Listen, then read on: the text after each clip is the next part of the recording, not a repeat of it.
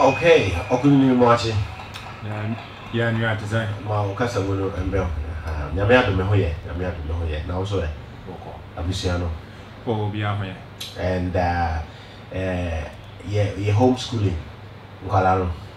Wasa munye na mo baha no. And ande me ne kala nkasa emfa ho.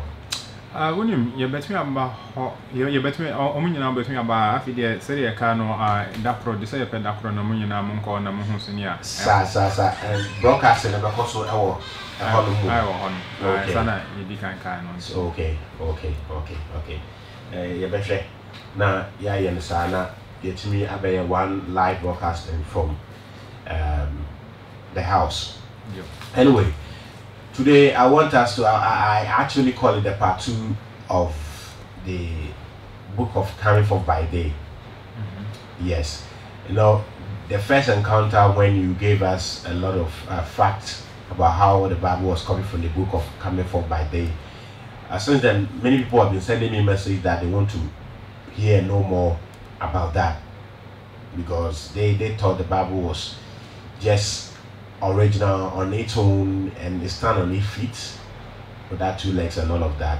But your message really shocked them, as it was republished from our website to so many websites. So today we want you to take us through a set of other facts proving how the Bible was plagiarized, from the book of Coming Forth by Day. Yeah, if you I think now I'm getting what do you call it? I'm getting it, the name. Right. Yes. Very good. I used to struggle a lot. And you are calling it the Book of the Dead, and that is only for those who are dead in the head.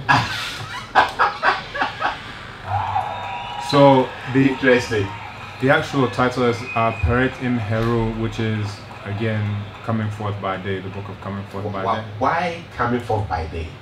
The idea is that these are instructions so that when you reincarnate, that you can reincarnate in the daytime. You understand? So the idea is, here are instructions. Now the book of Coming Forth by Day, if you recall. The book of Coming Forth by Day. Right. Yeah. If you recall, the book of Coming Forth by Day is actually a modern, and this is only in terms of context, version of the coffin text, which preceded those. And the coffin texts are only a modern version of the pyramid text. So the pyramid texts as a whole are the oldest iterations of these. And even going back to the pyramid text, we're talking about over 4,500 some years ago, around there, where you have Wenis, that of Teti, that of Pepi, all of these, ancient rulers. And the idea at that point in time was, how can we ensure that in the afterlife our ruler, so this is at the time of the pyramid text, that the ruler would be able to join those imperishable stars. Now these are stars around the North Pole that never set. And the idea is that, we had the understanding that, look at these stars, they never set. And we know that the stars have an influence on our life. So therefore, if we can have a solar bark, if we can have a boat, some way that the ruler in the afterlife can go and join those stars, then the ruler can intercede on our behalf. So that was the whole idea. And inside of those, you have different libations. So you think libation is a new thing that, just started. But there are all these libation texts, prayers, things of that nature, in order to ensure that the ruler would, yes, indeed be able to ascend into the stars and become one of those stars. Now, after time, and when we're looking at the pyramids, we look at them as, these are great works of art or so forth and so on. The way I look at them is the very first collective science experiment on a huge scale, to the idea that these pyramids are in alignment with specific stars. So this is actually how various calculations have been done on when the pyramids were built, because there were only certain stars. You have a very tiny chamber, and some refer to them as air shafts or so forth and so on. But those were actually in alignment with specific stars. You understand? So this is how they were able to date, okay, this is what was going on. 2675 BCE it had to have been built, because only at that point in time did that tiny shaft align with this specific star. You understand? And Meskhetiyu, what they now call the Big Dipper, and all of these other stars, Sirius. So this is the whole idea. Now inside of those texts as well is where you have the very first idea of the Holy Trinity. The Holy Trinity. and this is Asar, Aset, and Heru. So that's, once it comes to modern Christianity, they decided to take out the woman, but the very first forms of Christianity had Mary, had the Black Madonna. And if you go to Europe right now, you'll find over 400 images of this Black Mary and Black Jesus all throughout Europe. So it brings up the question. So the Black Madonna, what is it? What is it? Very good. And as I'm going through the... who is that woman, the Madonna? Very good. So Aset is the original version of it. Of course, when the Eurasians plagiarized it, they still kept her black. They called her Mary. And there's a text that I'm actually posting to Abibi Tumi Casa right now, to Abibi Tumi, which is the 16 crucified saviors before Christ. And what that text goes into, is that all of these things were just metaphors for what is going on in the heavens, what's going on in the stars. So once you have this level of understanding, then you come to understand, well, hold on, it's not about a real man or a real woman or whatever, because Aset was associated with a star system called, that we now know as Sirius, right? Asar, which was the father, was associated with what we now know as Orion. In ancient times they called Sa. So what's the significance of all this? And I'll try to, break it down, because I know some of these things are hard for you to picture, but I'll actually be posting links here. On Abibi Tumi, I've created a group called X Live. So all of the information that I talk about, I'll give you all the sources there for those who are interested. So every December 25th, this is something that you can see, right? The morning of December 25th, you can see this right before dawn. You have the most easily identified constellation, which is Orion. It's those 3 stars in a line, right, equidistant from each other. Anyone, whether you've studied astronomy or not, everyone can pick that out in the sky, right? Wow. Now those 3 stars, that was the father, right? That's Asar, that's the father. That those point directly to this constellation of Sirius. It looks like just one star, but the Dogon people in Mali were famed because they were saying, no, this isn't just one star. It's a star that goes around another star, a tiny star that goes around another star. And they refer to as Potolo. And they actually said there's another one that scientists haven't found yet, but they're looking, because they said, we didn't even know it wasn't just one. And these people have been saying, so we better take them seriously and keep looking, for what's going on there. So, that was associated with Aset, that's the mother. Now the son was Heru. Right, so that's the sun, literally the sun, S-U-N, and it's also seen as being metaphorically the son of Asar and Aset. So what you actually have is this constellation, and what happens on December 25th is that points directly to the place where the sun rises. You understand? So all of this story about the father, the mother and the son, the Black Madonna is actually coming from Aset, which is symbolized by that star constellation known as Sirius, Sirius A, Sirius B. And this is what points to, and when you have these stories about, these 3 kings or three wise men who want to go and follow a star in order to see the sun, this is all just a metaphor of what's going on. And I'm actually posting a documentary to Abibi Tumi, and some may be familiar with it, but it's called Zeitgeist. And the subtitle is The Greatest Story Ever Told, but it actually goes into some depth about some of this information. So I've just posted that there on Abibi Tumi. So if you go to Abibi Tumi, you go to groups, you'll see X Live, FM interviews and information.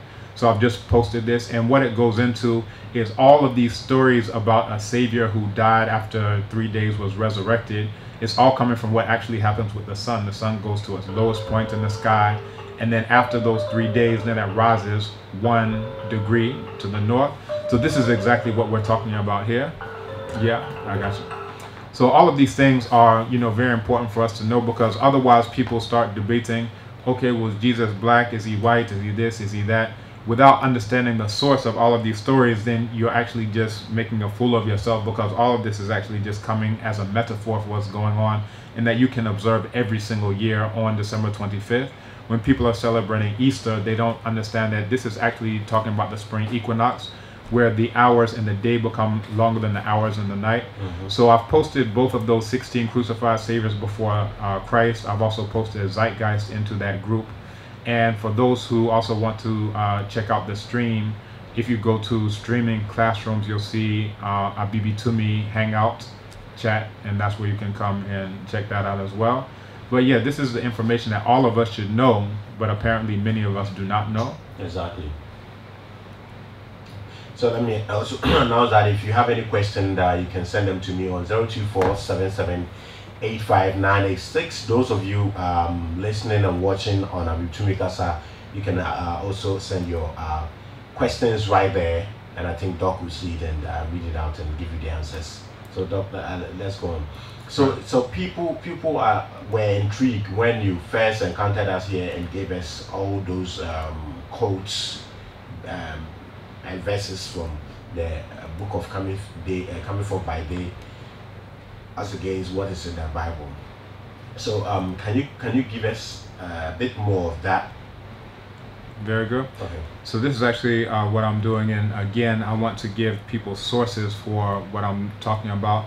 So there's a very good text called Nile Valley Contributions to Civilization that goes into this as well. And what I want to read for you is Akhenaten's hymn. And let me actually pull it up for you here. And what this Akhenaten's hymn is it shows you where a specific psalm, Psalm 104, comes from. And Akhenaten's hymn is dated to around 1353 BCE, you know, roughly 3,300 plus years ago. Psalm 104 dated to roughly 1000 BCE, so about 300 years later. So that's quite a long time if we're talking about, you know, foundation of Asante Empire. You know, where we are right now, we're about 300 years away from that, so you're not going to walk around and see Osei Tutu, so that gives you a chronology. But if you look at Akhenaten's hymn, it says, "The world is in darkness like the dead. Every lion cometh forth from its den, all serpents sting, darkness reigns." Now in Psalm 104 it says, "Thou makest the darkness, and it is night, wherein all the beasts of the forest do creep forth. The young lions roar after their prey." If we go back to Akhenaten's hymn, it says, "When thou risest in the horizon, the darkness is banished. Then in all the world they do their work." Of course, the psalm is going to say the same thing about the sun. The sun riseth. Man goeth forth unto his work and to his labor until the evening. So again, talking about the sun rising and doing work. The next verse, "All trees and plants flourish. The birds flutter in their marshes. All sheep dance upon their feet." Now, so we start off with trees and plants. So now Psalm 104 is of course going to start off with trees and plants. "The trees of the Lord are full of sap, wherein the birds make their nests," which is exactly, we were talking about the birds flutter in their marshes. "The high hills are a refuge for the wild goats." So in the original one we were saying sheep, in the plagiarized version they're talking about goats. Of course in Chi we would refer to both of them as Ojain or Jainten or Aponchi. "The ships sail upstream and downstream alike. The fish in the river leap up before thee, and thy rays are in the midst of the great sea." So now we go to Psalm 104. "So is this great and wide sea, wherein are things creeping innumerable, both small and great beasts." There go the ships. So just the exact same order, the exact same copy and paste. "How manifold are thy works." This is Akhenaten's hymn, Psalm 104. "O Lord, how manifold are thy works." That's a straight copy and paste. "Thou didst create," now back to Akhenaten's hymn, "Thou didst create the earth according to thy desire, men, all cattle, all that are upon the earth." And then Psalm 104, "In wisdom hast thou made them all. The earth is full of thy creatures."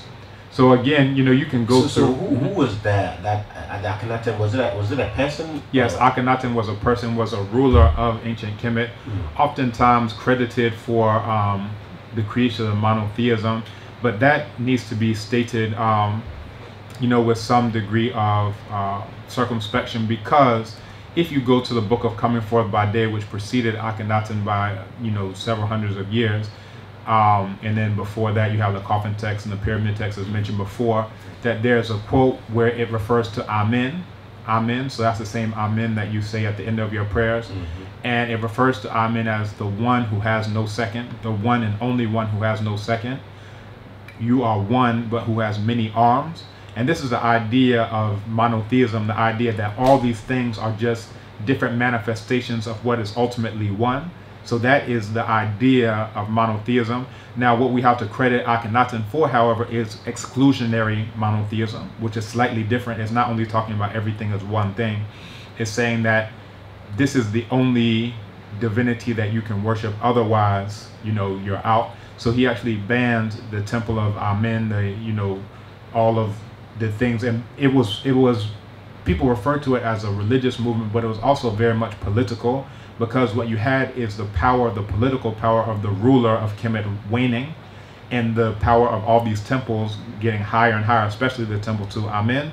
So anytime someone needs to do a ritual or whatever, if it goes well for them, then they may donate acres of land to the temple of Amen. They may, you know, donate gold. They may donate sheep, cattle, all these things. So you can imagine over time, over hundreds and thousands of years, losing your empire. Exactly, because everything is now belonging to the temple of Amen specifically. But then you had all other divinities that were also, you know, having a similar thing. But Amen was a major thing. So what Akhenaten did was basically a political power play. He said, if I ban this temple and say the only way to the Creator is through me. Now this is what you also hear, you know, quoted in biblical scriptures, because he would say that I am the way, the truth, and the light, and the only way to the Father, Aten, is through me. This is Akhenaten speaking now. So that is directly plagiarized in some of these biblical texts, because I'm sure that sounds familiar to you. Oh yeah. Right. No, being quite that in Chinese on them, so. And this is the people who just get the Bible without understanding the context of the original. They can't understand it. But once you understand what was going on in Kemet that made him say that, because now the only way to get to Aten is through the ruler of Kemet,